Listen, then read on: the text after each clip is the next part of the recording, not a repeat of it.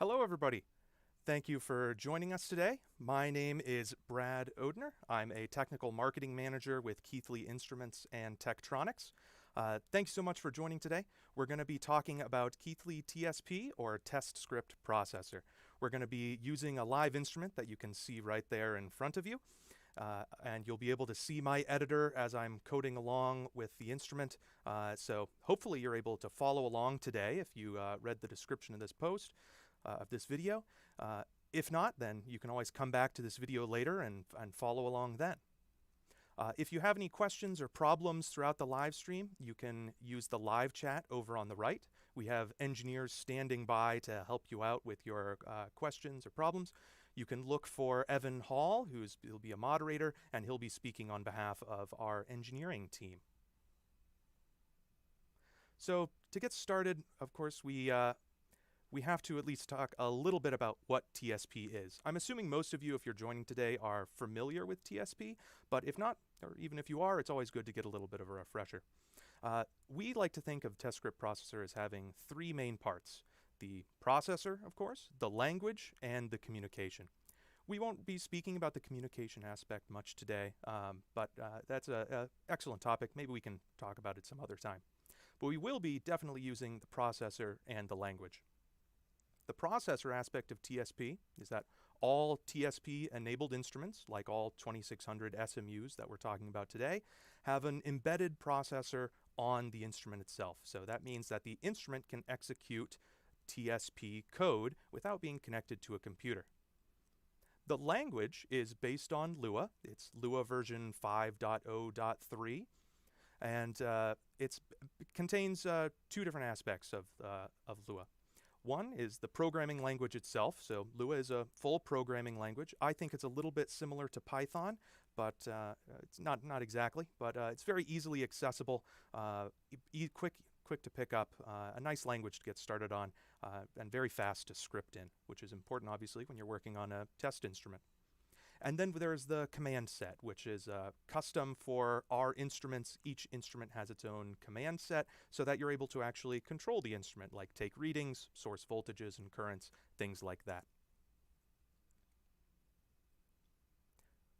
Lua also has I'll mention here too that there's a couple different ways to find help on programming in TSP besides this live stream. Besides just reaching out to Keithley for help with your instrument or using our forum. There's also a Lua users wiki, so if you have questions about more advanced Lua things that you want to be able to do with our instruments, that's a good resource to keep in the back of your mind.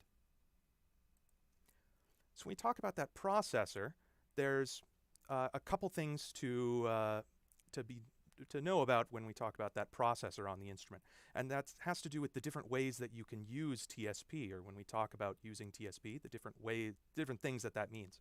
One is the traditional remote control aspect, so sending commands back and forth from a computer to an instrument. You're just one by one. This is how SCPI, SCPI, or standard commands for programmable instruments work. And if you program your instrument in MATLAB or Python or something like that, and you're not using the full advantages of TSP, that's how you control every other test instrument. Where TSP gets special is that you can have code sitting on the instrument with that accessible processor. So that moves on down to like level 2, where we have TSP with function calls. Maybe you put a function on the instrument, and then instead of sending all those commands one by one, you're just calling that more complex function. And then finally, there's TSP with scripting. When we talk about scripting, that means a more complete test. Or perhaps you're doing something a little bit more complex, or even having the instrument operate by itself without having a computer communicating to the instrument at all. So today, if all goes well during this live stream, we'll be doing all of these different remote control aspects to get you a little bit more comfortable with how you can use TSP to improve your own workflow.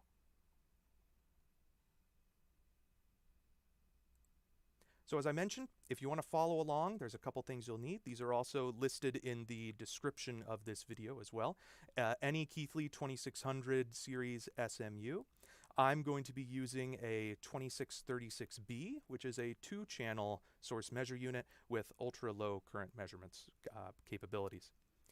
If you have a a 2600 SMU that is a revision, or it doesn't have a letter designation after it at all, then all the things that I'm going to be talking about today should still work fine. Don't worry about that. If you have a 2400 series that has TSP, our graphical source measure units, then these commands won't quite work for those. They operate a little bit differently, so keep in mind, for following along today, you're going to want a 2600. You'll need, of course, a way to connect your PC to the instrument. The 2600s have USB, LAN, GPIB, RS-232, and some devices to test on. I'm going to be using an LED and a little FET transistor that I have. If you don't have these, of course, you can just leave the connections open. That'll be fine. You just won't get interesting data back, of course. Oh, and of course, you'll need test script builder installed. That's what I'm going to be using today. To write in TSP or program your instrument, you don't really need test script builder. It's just a helpful tool. It's an integrated development environment, an IDE built around TSP. So it makes it a little bit easier to send commands to the instrument and code and save scripts onto the instrument, and we'll go through all those different aspects of it. But you can just use any old text editor. TSP is at its heart just a programming language, so you can program just by writing out text. You can program TSP with a pen and paper if you really want. The instrument just won't be able to read it.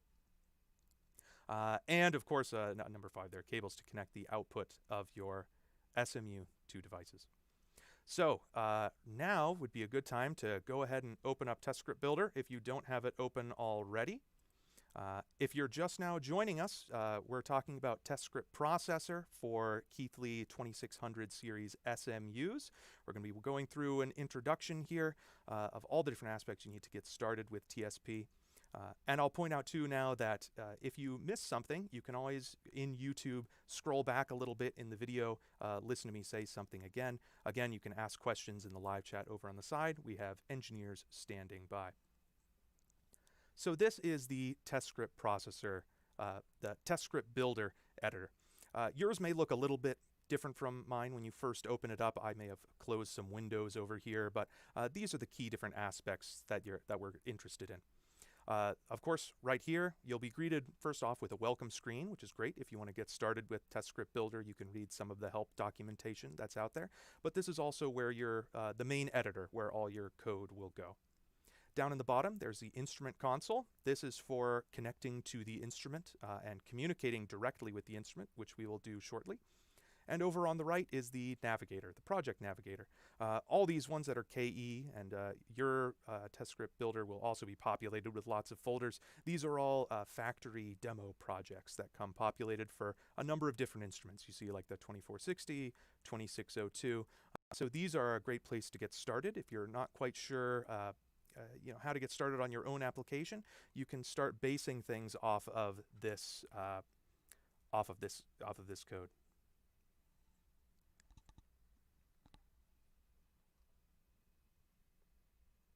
Now, what we're going to do is we're going to make our own project. So up here in the top left, you'll see this little window icon here, this little new icon.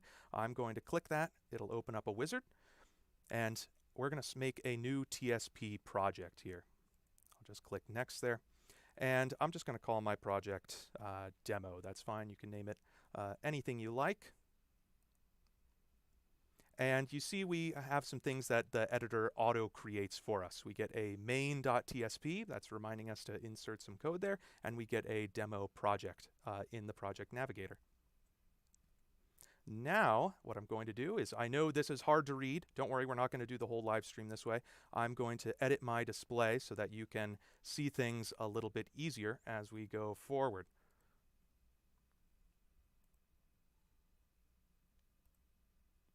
There we go. That should be better for all of you. So now we got our editor up here, instrument console still on the bottom there. So next step, we're going to connect to our instrument. I'm connected to my 2636 over USB. Other connection methods work though too. To open up the instrument connection, we're just going to click this little icon right here. You can hover over it. It says Open Instrument. That will open a dialog for us. You can use this drop-down to select multiple instruments. If you have multiple on your network, for example, you can see here I'm just connected straight over USB, so that's exactly what I want. You'll get a little opening resource window as the test script builder communicates with the instrument, and now we have our connection. So now we're ready to begin actually doing our coding in TSP. So let's first identify the instrument that we have. You may be familiar, if you're familiar with programming instruments at all, the star IDN callout. So let's use that first. Here we just get the simple report back of our instrument. So TSP can use a couple of these primary special keywords. There's a few of them. You can find them in the reference manual for the instrument. Things like star RST or star for resetting the instrument, or star TRG for triggering the instrument. That'll just initiate a trigger. So those are good things to keep in mind as well. You can't use these in your code, but they're useful to use in the instrument console to do things very quickly or simply reset the instrument that way. I'll point out, by the way, too, I like to code with the reference manual of the instrument open next to my code so that I can just quickly search through the whole reference manual. There is built-in help, though, to Test Script Builder. So if you go up here to the help, you can open the welcome or get the help contents here, and that'll open a separate window that just has the TSP reference material, not the full reference manual, but just the TSP reference for all the different instruments that are supported. So that's a good thing to keep in mind too if you like to search through commands. You can even download the Lua manual as well if you want to do some advanced Lua coding. Some Lua information is included with the instrument reference manual, but if you want to get a little bit more fancy, then you can get the Lua reference manual and start, really going ham on things. You may also check out here too some other little commands that we get with the instrument console. So things like clearing the console window if we don't want any of that later. We can abort execution if the instrument starts hanging up. Reset. We can send a software trigger, so that's the same thing as star TRG. And then we can manage scripts or delete a script from NVRAM, non-volatile memory, on the instrument. So that's handy, just a little quick management tool. And we'll use that later as well, just see what scripts are on the instrument. So first thing, whenever we start a new programming language, we have to do hello world. So of course, like you may expect, we can't simply do that, just typing out hello world. Instrument doesn't understand what that is. So we're going to use the classic print command and make a string of hello world.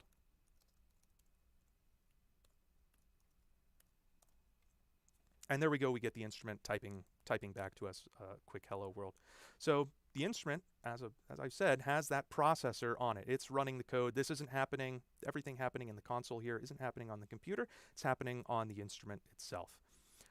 So because it has that processor, you can do lots of things you would expect with a programming language. So you can do some basic math. You can assign variables to things and then print out those variables. Lots of things that you'd expect from just a basic programming language. You can also do some multi-line things directly in the console if you like. A semicolon is an optional line terminator. It can be helpful if you're trying to put things in one line that you don't want to, that you just want to keep the ideas a little bit separate there. But the semicolon is an optional line terminator there. So when we start actually scripting, you won't see us putting a semicolon after everything. Now, besides just basic math, there's also some built-in libraries within the instrument to help you do some more complex math. So let's print, and we're going to use the math library, and let's take the absolute value of -3 here.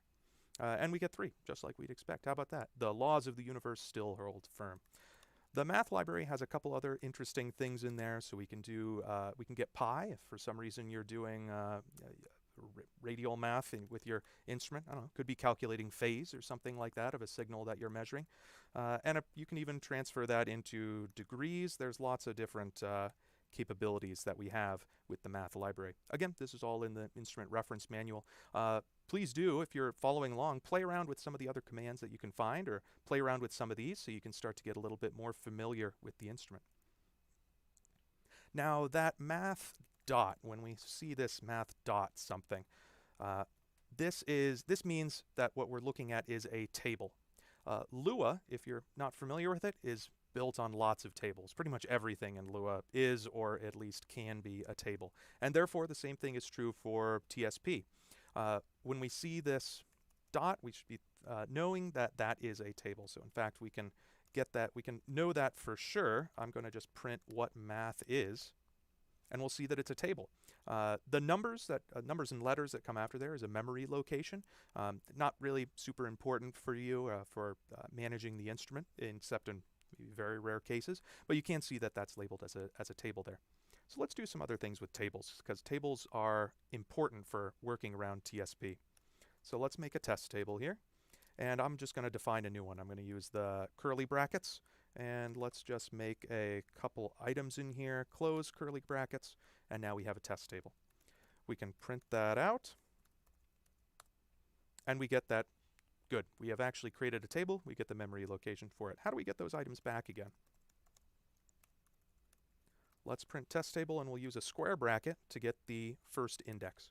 TSP is 1 indexed, not 0. If you do an index of 0, you'll get nil back. So let's just go ahead and try that just for funsies. And we get nil. TSP, nil, means that the variable just does not exist. So, of course, if you're familiar with programming at all, different from 0, as you might know, different from false and things like that. Nil means it doesn't exist at all. Nil is also how you delete things. So if I wanted to completely delete this test table, I could set it to nil, and then the instrument will completely forget about it, no longer exists. I don't think I want to do that quite yet, though. Important with tables, too, that I want to call out is getting the length of a table. So we have this test table. How can we find out how long it is, how many items are in it? Because there's ways to append things to tables, or we can create tables of various size. And if we're doing a loop or something, we may want to know how many items are in that table.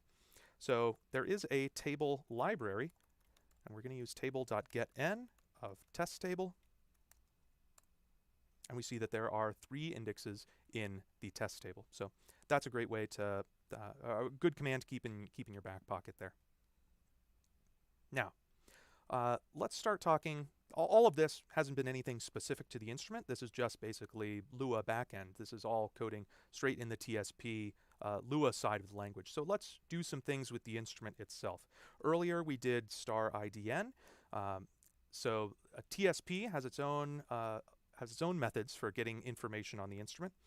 One of the best ones is called local node, which is another table, local node dot, and let's print out the model number of our instrument. And we see that it is indeed a 2636B. Let's print out some other things. Print local node dot serial number, serial no. We'll do that. That's great if you're building your own test stand or something like that, and you need to verify what instrument you're talking to, of course. There's also commands for getting the line frequency. If you're building test stands that maybe will go across the world, and you want your code to work the same everywhere, then you may have to adjust the line frequency of your instrument. May have to adjust your code to the line frequency. So you can use local node dot linefreq to get that. That's a quick one. There's also other information we can get. We can get the error queue, so we can find out how many errors there are. Error queue.count, that's a great one. As you're writing maybe a more complex program, you want to make sure that no errors have happened, because obviously if it's running unattended, you won't be able to know that. You can use error queue.count to check if there are any problems that the instrument has come across. And all of these really are not customizable, right? These are all just properties of the instrument. We wouldn't be able to change the model number by within TSP, because the instrument will always be a 2636B. But there are some that we can change. So let's try local node.description. And here we get it looks similar right now to like a star IDN. We get a manufacturer and things like that. But this is a customizable field, customizable attribute, I should say. So let's set that to something else. And I'm just going to set it, we're going to set it to a string, and I'm going to set it to Brad's SMU. And there we go. Print, let's read that back. And we see now I've changed the model's description. This can be great if you want to say like, this is the top left instrument, this is the gate SMU, something like that. Then this can be helpful when you're trying to talk to instruments remotely and you need to just need an easy identifier for what they are, maybe easier than using the serial number, for example.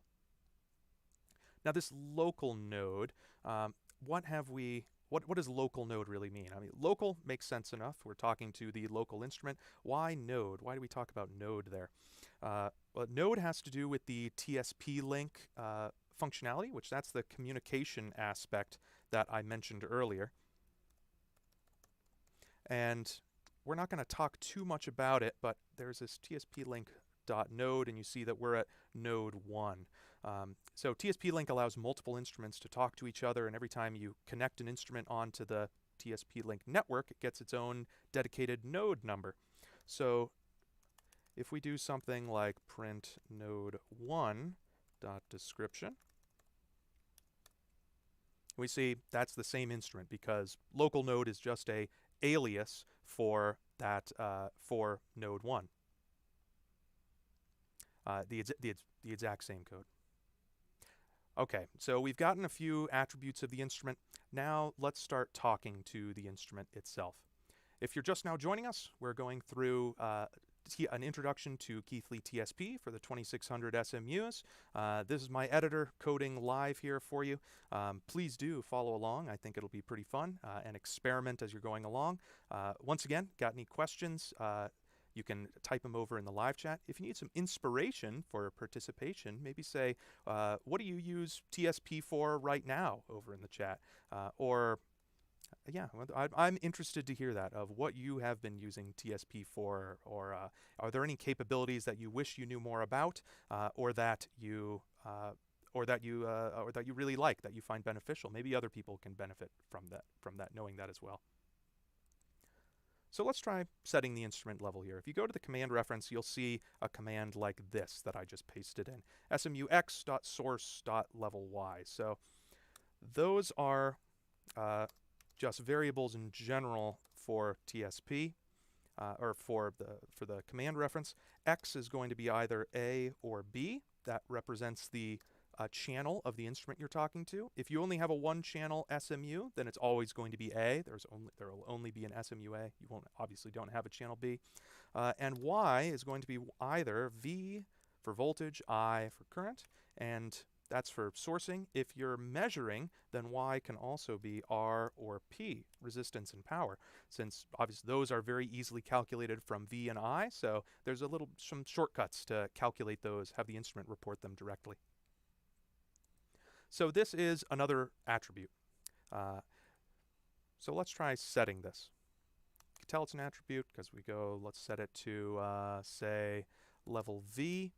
And we'll set this to, say, 2 volts. And watch the display of the instrument there, and you'll be able to see the display change when I hit enter right there. Now we've set the output voltage, the level of the source voltage, to 2 volts there. So that's a very easy way to set the voltage. How would we measure something here? SMUA.measure, and we would do .V for voltage.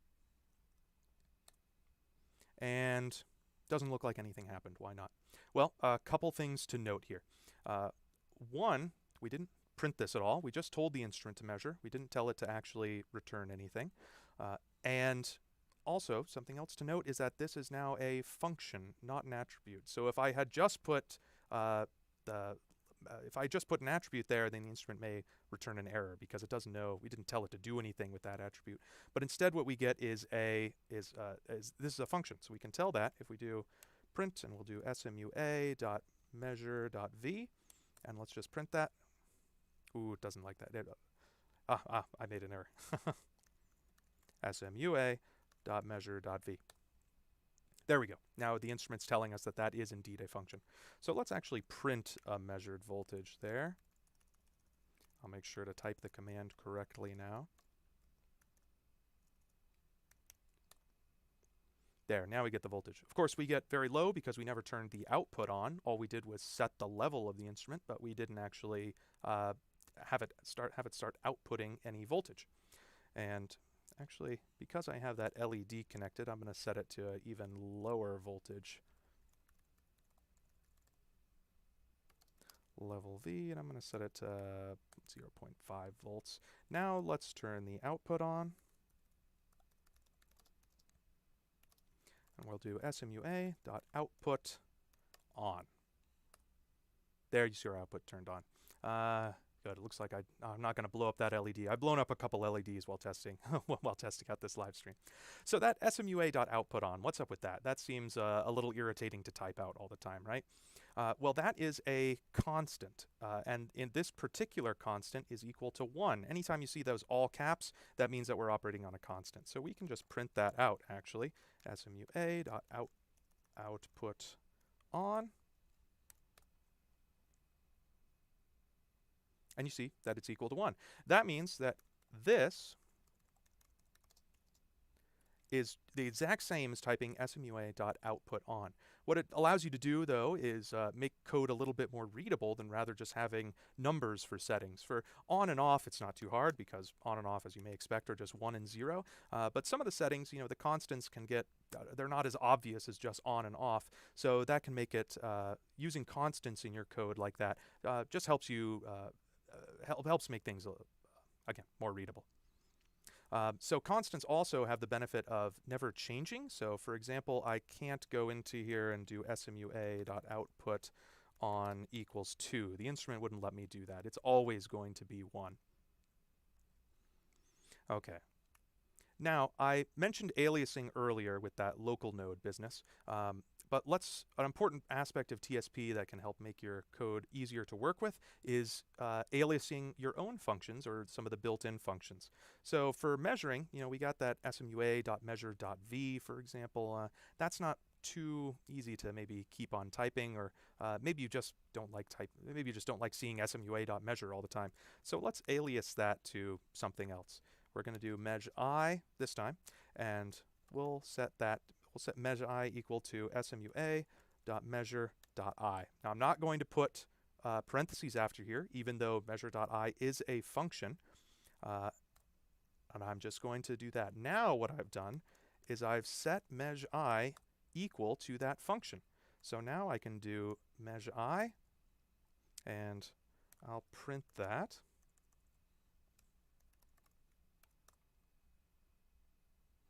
And it's going to be a very low current there.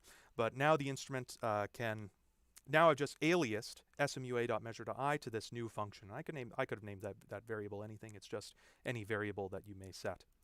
So how would we do this with something like voltage level? So let's try it with voltage level. We'll do V level, and we'll say SMUA.source.level V. Let's try that. What happens there? Have we made a new attribute or a new function? No. We have instead just set it to 0.5. So this isn't a function or anything. We've just assigned V level to the value of 0.5, the same level that level V was set to. There is a way to alias these things, a pretty quick way. Let's say we do make a variable called a source, and let's set that to SMUA.source. Now we can do a source.level V equals, let's set it to 1. See if that LED has started to light up at all. Not too much. So that's one way to do it. There's an even better way, and there's called getters and setters. I'll write that out up here. Getters and setters.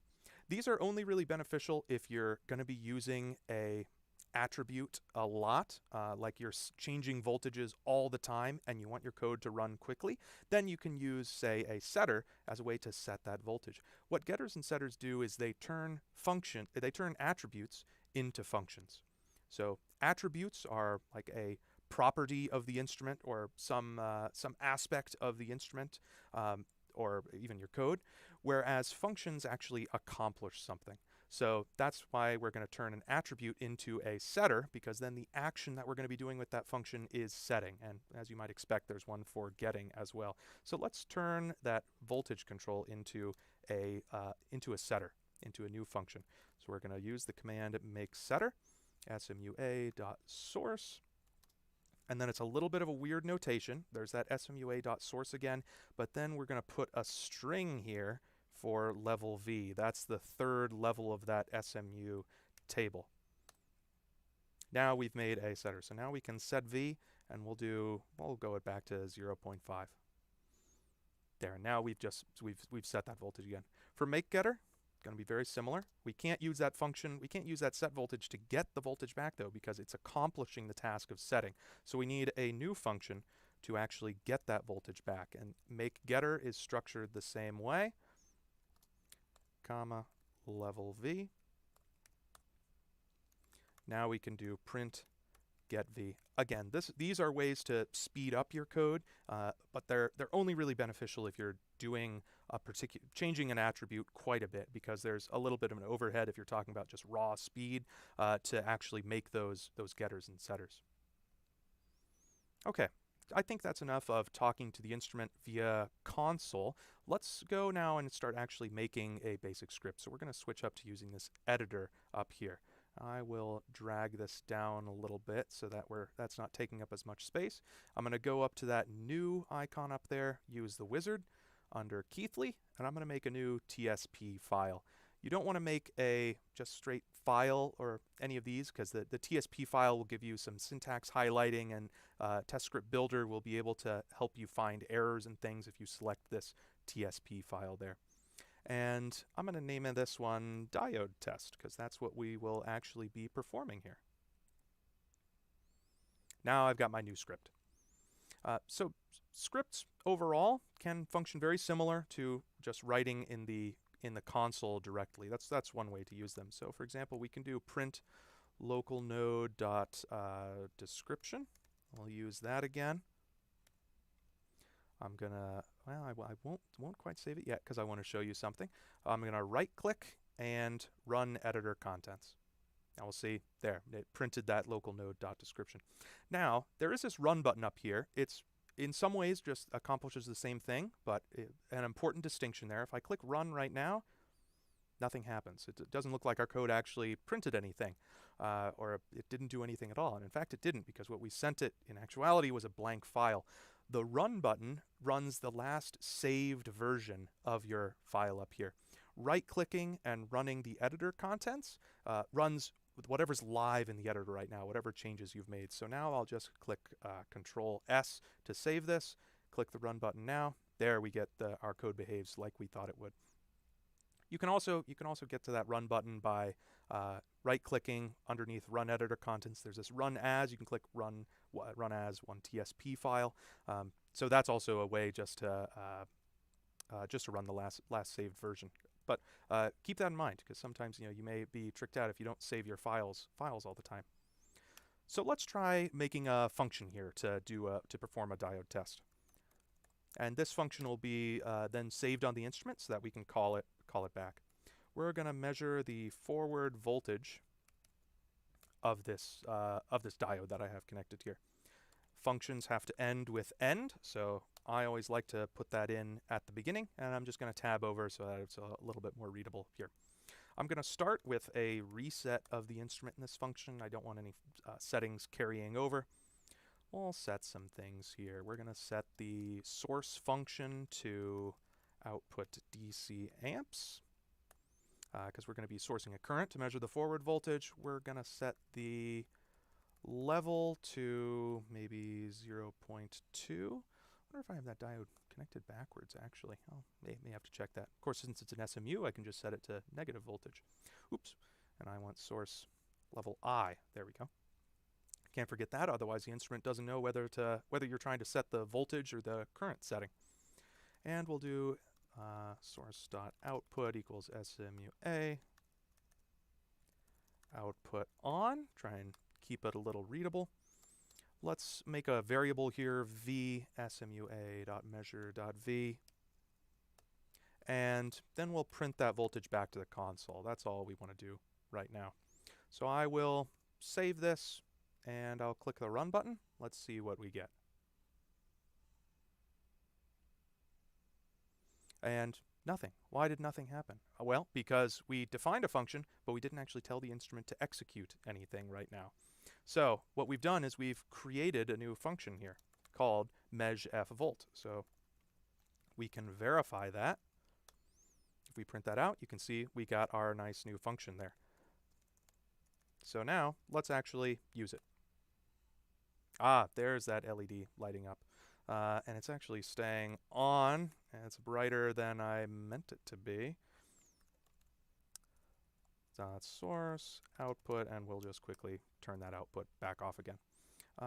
Let's set this, 200 milliamps, of course. Let's change that back to say, maybe 10 milliamps. That'll be fine. Bright enough to be able to see there. So there, now we have a nice new test. Of course, if I want to change that value in what's actually on the instruments, I'll run the editor contents there. Now I've replaced that measFvolt function actually on the instrument. Important to know that just changing it here, remember, the instrument console is executing on the instrument, not on the computer. So if you change things in the editor, it doesn't change anything until you actually run it, which sends it over to the instrument. So let's see how that looks now. There, that's a much nicer little green LED that we got going there.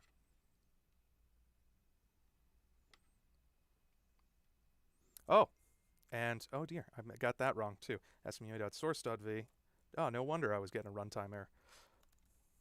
Measure.v. There we go. Let's resend that over to the editor contents. And try that now. There we go. Now we get our forward voltage coming back at about 3 volts.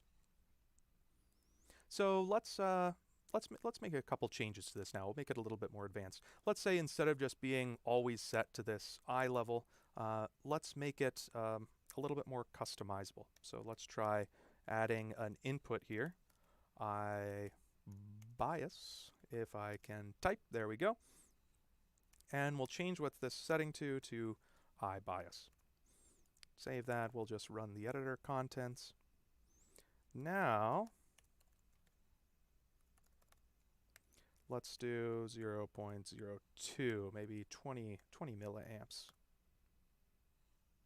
There we go, a little bit brighter, slightly higher forward voltage. This does run into a problem though. If we do something like this and we don't supply I bias, you see we get a data type error. What we just tried to do, if you look at our function, we didn't supply I bias, so therefore it was nil. It didn't exist at all, so we tried to set the current level to something non-existent. So obviously the instrument isn't really able to process that. There's some quick ways to be able to fix that though, that I like to use in a lot of my functions, and we can just easily set a default value. So let's say if not I bias, then I bias equals 0.01 and end. So this is just one line. You can make it a little bit more readable if we want. The line endings don't really have an effect. But so now we've said if I bias doesn't exist, then we'll set it to a default value. That's a quick and easy way to make sure that you don't wind up accidentally passing an error onto the instrument.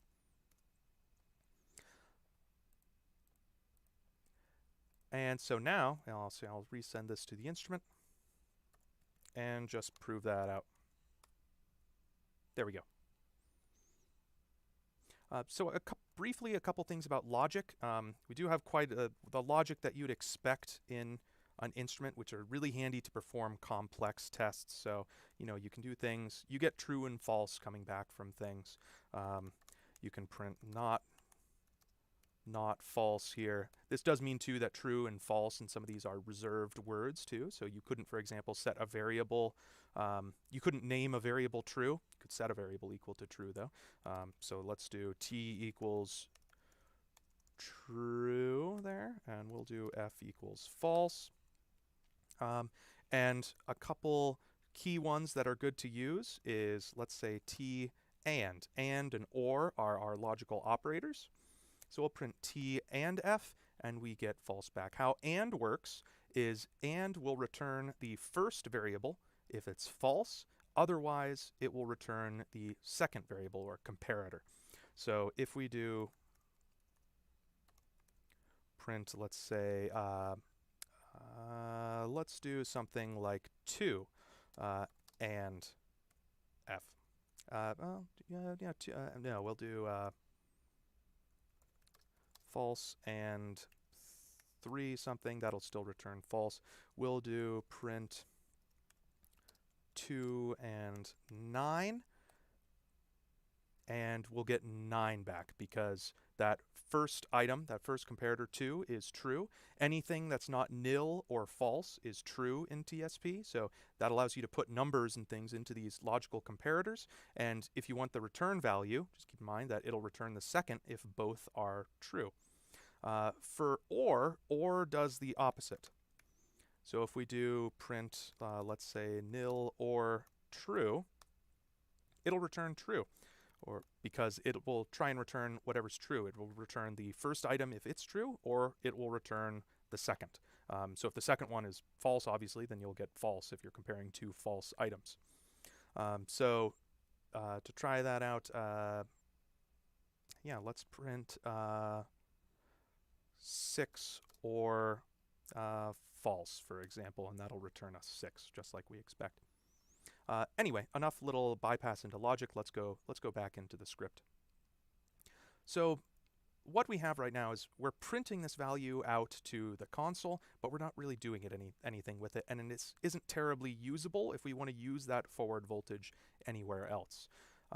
So one thing that we might like to do, that you might like to do in your programs, is we'll get a return value from that. So let's set v forward equal to measure f volt. You know, this is something that we'd like to be able to do. That won't work right now, though, because we haven't specified a return value. So let's do that. The keyword, very simple, return, and we will just return that v value. I'm going to keep things printing out just for our reference. But that can be, now I'll save this, and we'll run the editor contents again, and let's try that again. V forward equals measure f volt. There, that's still printing, but now we can also just print v forward directly. And there we go, we got that same value again. So now we can use this, we could use this function now to do some really powerful things, since we're actually returning values onto there. Something else that we might want to do here too is, because this function is described as a forward voltage, we don't want to get a negative current in here, because that'll give us start giving us the reverse voltage. So let's use some more logic in here, some if logic, and we'll just say if I is less than 0, then we can just return and end. We're not going to return anything. So the function will return nil since we're not returning anything. But now, whenever the function will see that return, it will exit the function and just return whatever value you put here. So I could put, say, return false or something like that, depending on the logic that I want in the rest of my code or the rest of my script. So let's, now we have this, let's try playing around with showing off these readings on the instrument itself. Yeah, let's try putting some things onto the display. There is, of course, a display library that allows you to control what's going on the instrument. So for example, let's try display.screen, and we'll set it to display.smua, another constant there. Now we're looking at just SMUA of the instrument instead of that 2-channel setup. And we'll do display.clear if we want to clear off that instrument display and just get to a blank screen. We can reset the instrument too quickly. Now the output turns off, of course, and we go back to our blank.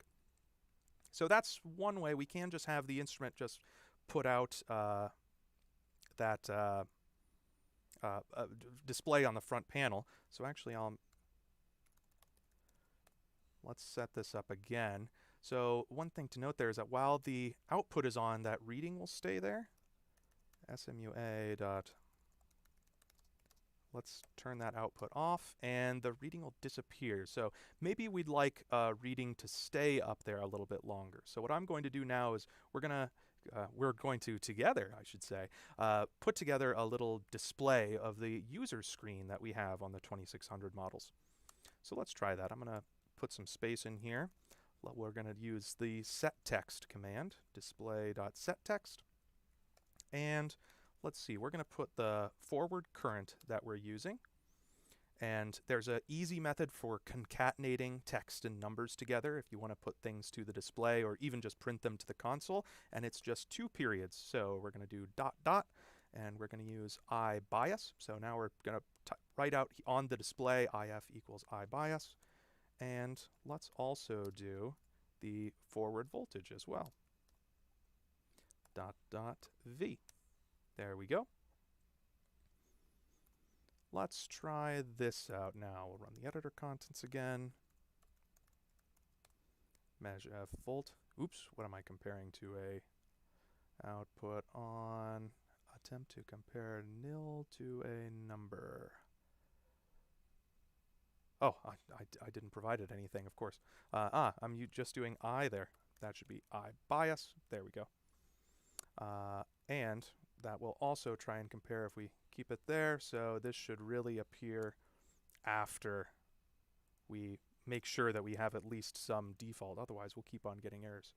Point out there is a debug mode in TestScript Builder. I'm not going to go into it today, but it's great to play around with if you come across errors that maybe are harder to solve than that quick one right there. Let's try this again.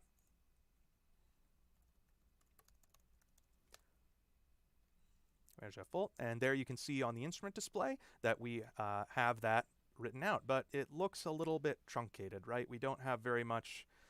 We got IF, VF is sort of trailing off the display, I think. I mean, there's more digits than that. So let's change this up a little bit. First, what we're going to do is after I bias, let's do a new line.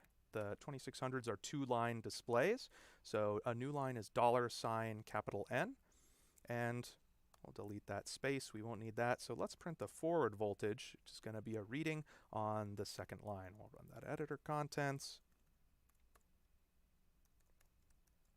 and measure that forward voltage.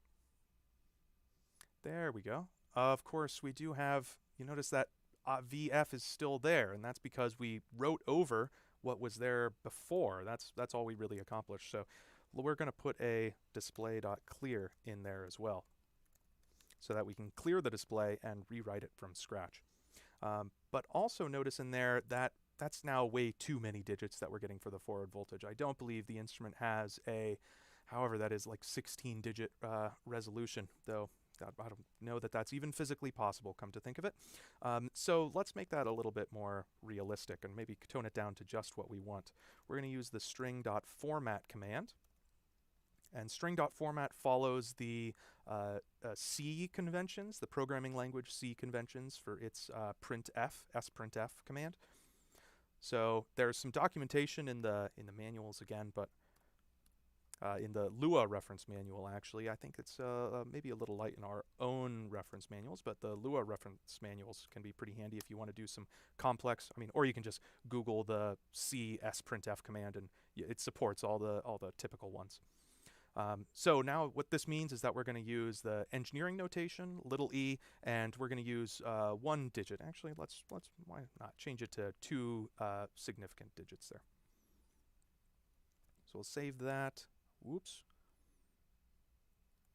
What's the error? Missing just notation. Oh, thanks, TestScript Builder, for catching that for us. Close that, go back to the console. Run editor contents.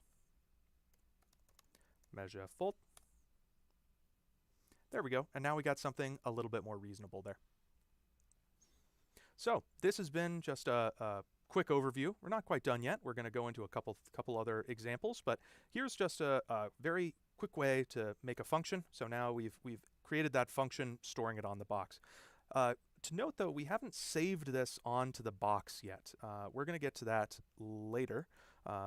In just a little bit. I've got a few things to show you in between there, but if we restarted the instrument, this measFvolt function wouldn't be there anymore. We haven't saved it to our non-volatile memory. Basically, it's just sitting in the volatile memory of the instrument. So let's do a maybe a little bit more complex example, and then we will keep everything nicely together.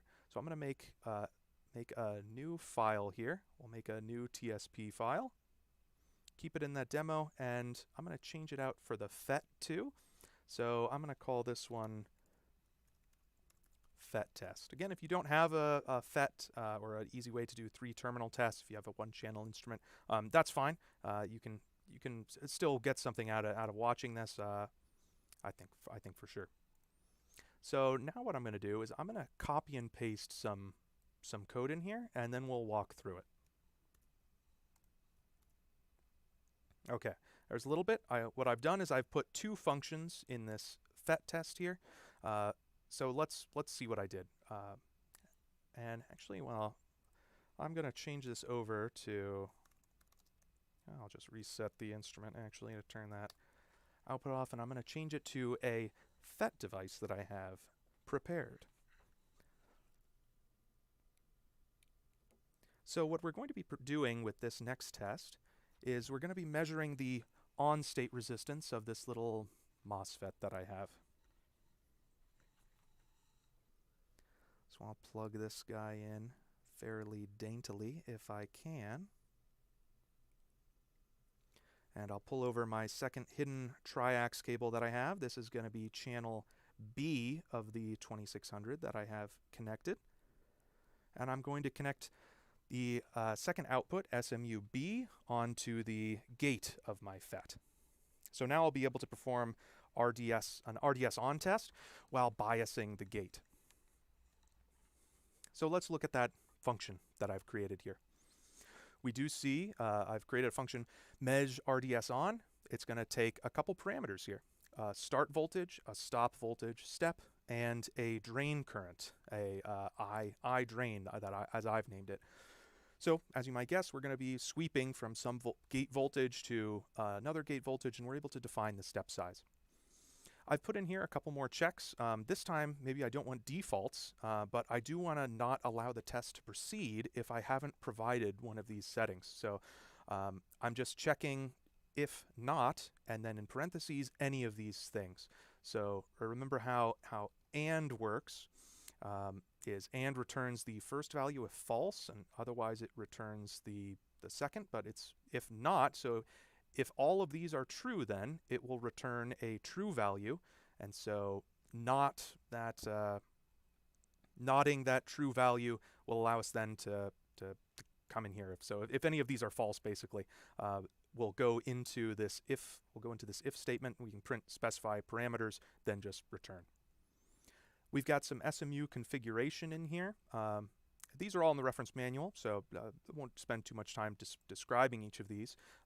There is something to note here is that there's display.smua.measure.func. I'm using this attribute to set the measurement to ohms.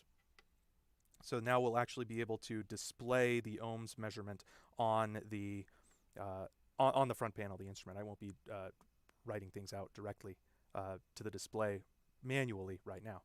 I'm also going to use the NV buffer, and we're going to start off by clearing that.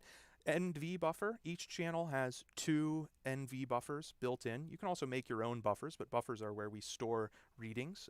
NV buffers are just the default buffers that exist.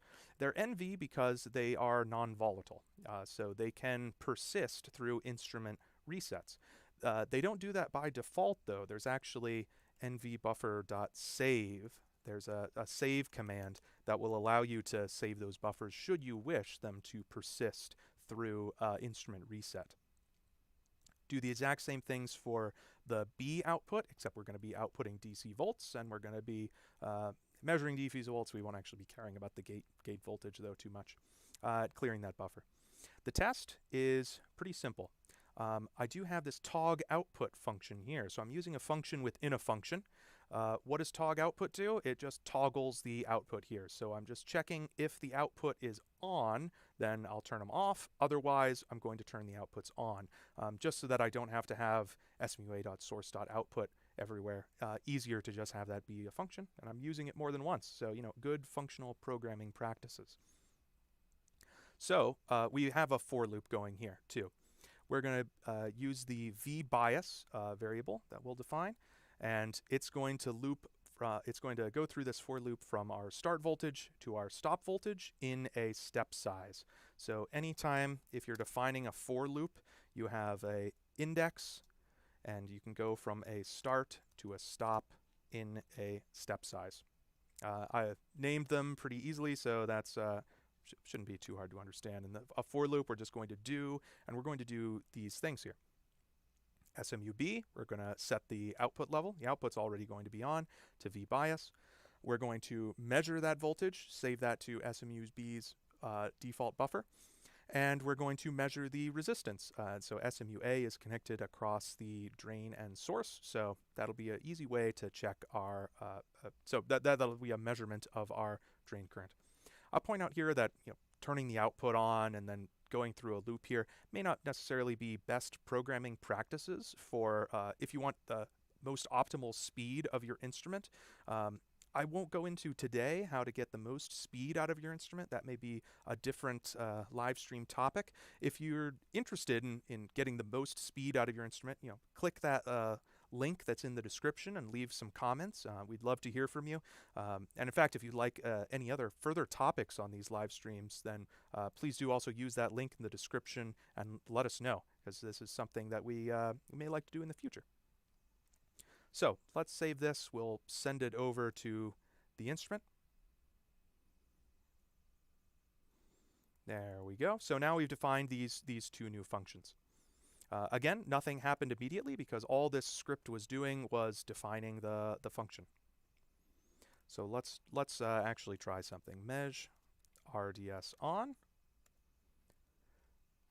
And what values do I want here? I think we'll start at 0 to 5 volts in 500 millivolt steps and a drain current of 25 milliamps. This lines up somewhat closely with the specifications of the FET from its data sheet. So let's try that out.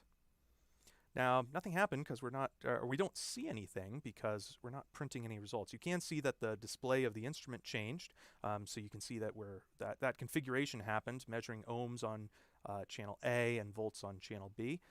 But let's print out one of those buffers. So we'll go from 1. Let's see, we're going to use the print buffer command, I should say. What print buffer does is it takes a start index, a stop index, and then a buffer. And it will just print out right here to the console, as you may expect. So let's go from 1. With this settings, this will give us 11 points, but there's an easier way. If we know we want to print the whole buffer, then we can do NV buffer 1, and we'll do .n. .n is a shortcut for the buffers that allows you to, it just returns or it is equal to the number of indices that are filled up in that buffer. So there's a different one. We could do capacity to see how many readings that buffer can hold, but n is equal to the number of readings in that buffer. So this is the stop index. We just want to read from that first index to whatever the last index is. And that is the buffer that we want to print out of. This will be the drain current. And we got our one reading back.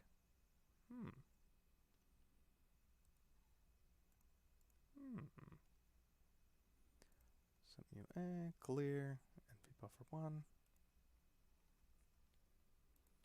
Well, that's a reading. Print buffer, should be getting a few more than that based on how I defined things.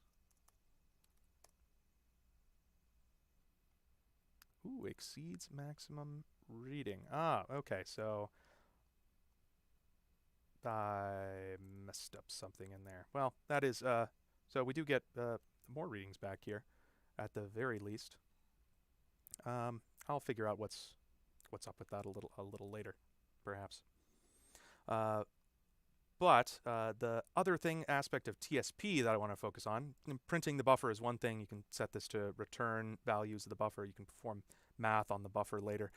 So we'll let you play around with that a little bit more. But one thing I do want to do here is turn this into a pass-fail test. So as I mentioned, what we're trying to do is we're measuring the RDS on compared to the data sheet of the instrument. So let's turn this into a pass-fail test. So I'm going to copy and paste a couple more functions in here. So now I've got my measure RDS on function for actually measuring that through a sweep. We've got our tog output function.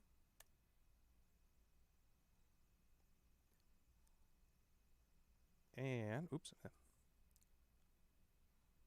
we have our, where's our, tog output's down at the bottom. Oops, I pasted it in a little bit different from where I was expecting it to be. We've got our, a check RDS function.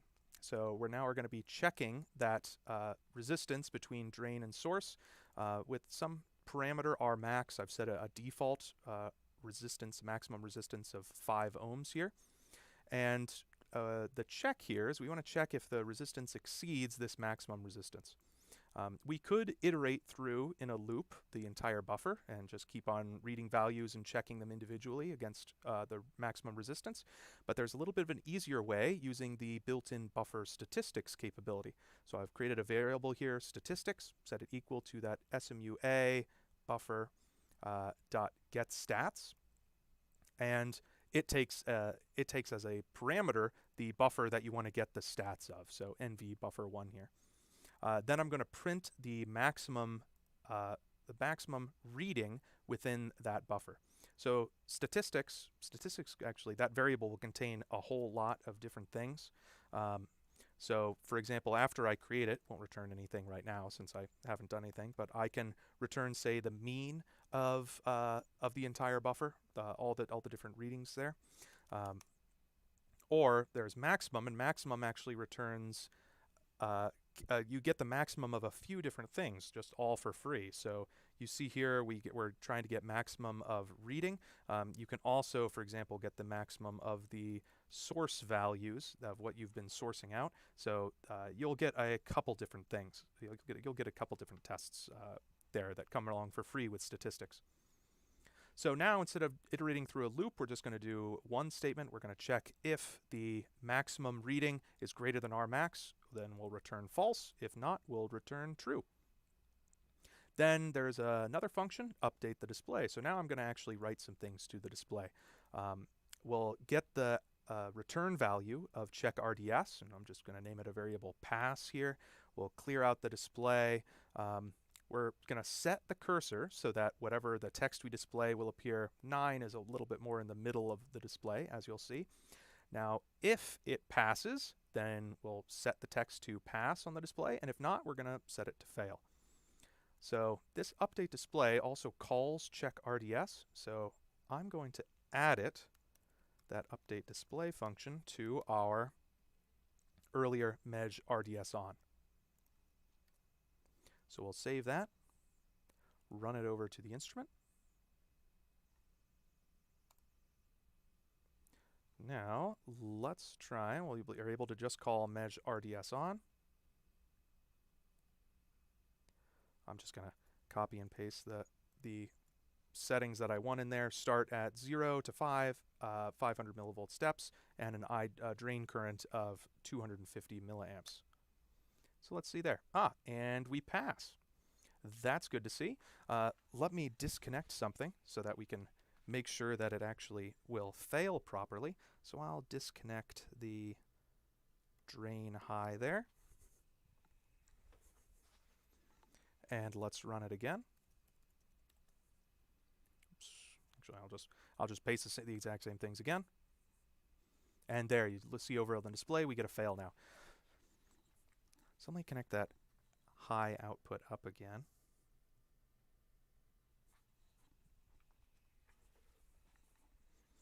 So this maybe is a nice test that we want to run remotely on this instrument. We may want to check a lot of these. These diodes and just make sure that you know, the maximum on resistance maybe never exceeds this value that we've set. So let's store this on the instrument itself so that we can run it remotely. The way to do that is we'll go up to this run button, not clicking the actual run button itself, but click the little drop down and run configurations.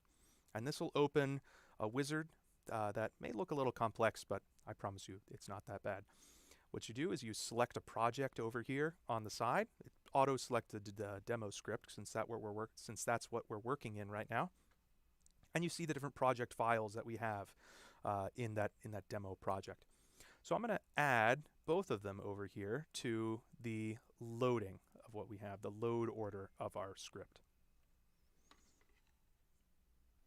And I'm also going to save this to our non-volatile memory over here under script attributes. Volatile means it'll be deleted when the instrument restarts. Non-volatile will keep it along. I'm going to load both of them onto the instrument. So we'll just run that. Now it's sent demo script over to the instrument. Something else I want to do though. So again, that script, all it does is define these functions. It's going to define this function, and nothing over here because there aren't any functions, even though we sent it along. But it's not going to execute anything. So what I'm going to do is I'm going to make another script to make sure that something actually executes. And we can define a new script besides using the run configuration. You can also just type it down in the editor here. So I'm going to make a new script called run test script.new.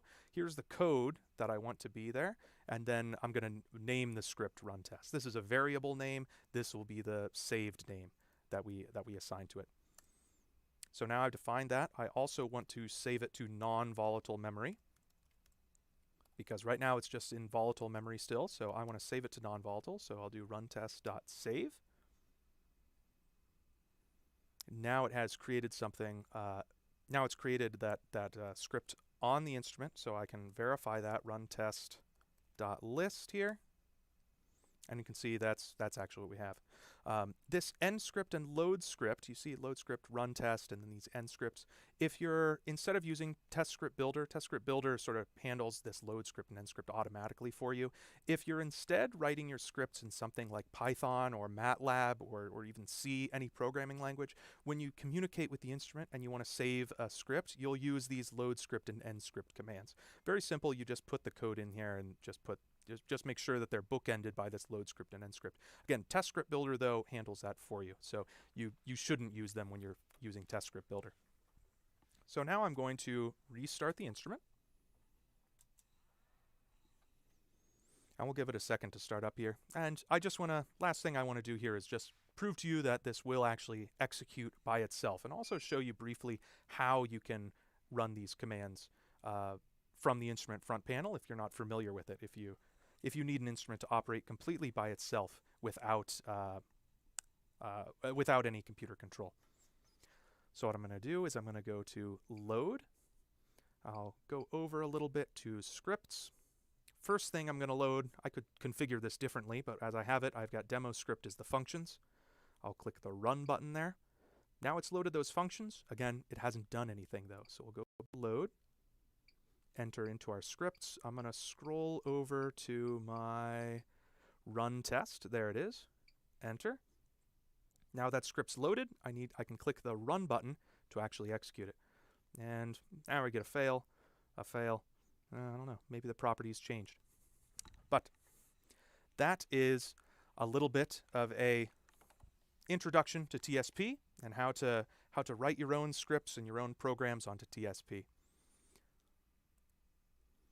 So that's everything that I wanted to address today. I wanted to thank you all so much for attending. I hope you learned something or became familiar with TSP if you didn't know anything about it before. I do invite you to visit our GitHub, github.com/tektronix/Keithley. You can find lots more tutorial code for the 2600s if you want to become more familiar with your instrument. If you have more comments, questions, or need further technical help, be sure to click the link that's down in the description below so that we can follow up with you. And you can also subscribe to the Tektronix YouTube channel if you want the latest updates on our products and interesting industry information. Once again, thank you so much for attending, and good TSPing.